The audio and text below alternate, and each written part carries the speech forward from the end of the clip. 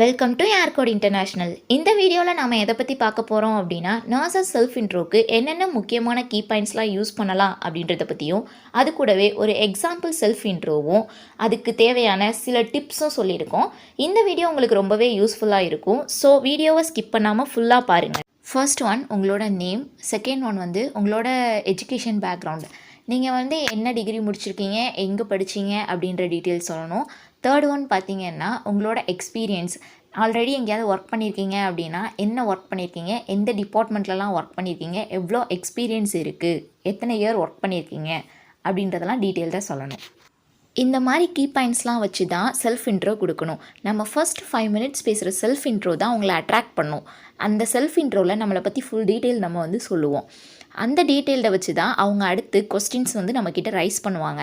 நர்சிங்க்கு self intro எப்படி கொடுக்கலாம் அப்படின்றத பற்றி நான் இப்போது எக்ஸாம்பிளுக்கு ஒரு இன்ட்ரோ கொடுக்குறேன். Good morning sir. First of all, thank you for giving me this opportunity and it's my pleasure to introduce myself as a nurse. My name is Sangeeta. I am 23 years old. I am from Dindigul. I have completed my BSc Nursing degree from GTN College of Nursing. During the year 2016 to 2020, I have total 2 years experience as a nurse from Sri Ramakrishna Hospital, Coimbatore in ICUs and OP department. I have been working with various doctors and gained wide experience in different scenarios.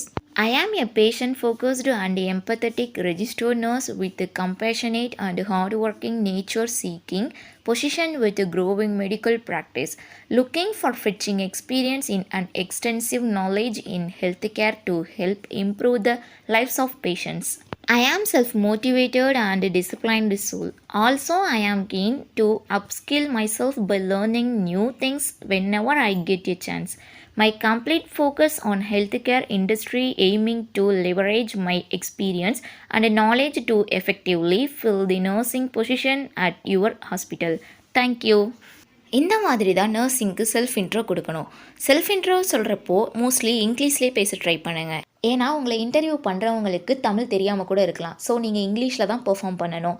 Suppose international லெவலில் நீங்கள் interview attend பண்ணுறீங்க அப்படின்றப்போ compulsory இங்கிலீஷில் தான் நீங்கள் பேசியாகணும். உங்களை interview பண்ணுறவங்க உங்ககிட்ட இங்கிலீஷில் கொஸ்டின் கேட்குறப்போ நீங்கள் தமிழில் ஆன்சர் பண்ணீங்க அப்படின்னா உங்களோட கெப்பாசிட்டி லெவலை அப்போயே தெரிஞ்சுப்பாங்க.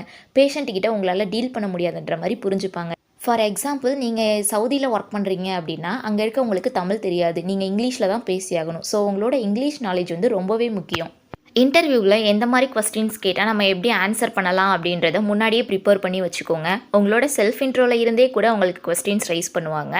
நீங்கள் ஹாஸ்பிட்டலில் ஒர்க் பண்ணியிருக்கீங்கன்னு எக்ஸ்பீரியன்ஸ் சொல்லியிருப்பீங்க. எந்த மாதிரி ஒர்க் பண்ணீங்க அந்த மாதிரிலாம் நிறையா கொஸ்டின்ஸ் கேட்பாங்க. கிரிட்டிக்கல் பேஷண்ட் வராங்க, அப்போ நீங்கள் என்ன பண்ணுவீங்க அப்படின்லாம் கொஸ்டின்ஸ் கேட்பாங்க. இந்த மாதிரி கொஞ்சம் அனலைஸ் பண்ணி எந்த மாதிரி கொஸ்டின் கேட்டால் நம்ம எப்படி ஆன்சர் பண்ணலாம் அப்படின்றத ப்ரிப்பேர் பண்ணி வச்சுக்கிட்டிங்கன்னா உங்களுக்கு ரொம்பவே யூஸ்ஃபுல்லாக இருக்கும். ஸோ இந்த வீடியோவில் நர்சஸ் செல்ஃப் இன்ட்ரோ எப்படி கொடுக்கலாம் அப்படின்றத பற்றி ரொம்பவே டீட்டெயில்டாக சொல்லியிருக்கோம். இந்த வீடியோ உங்களுக்கு ரொம்பவே யூஸ்ஃபுல்லாக இருக்கும். தேங்க்யூ.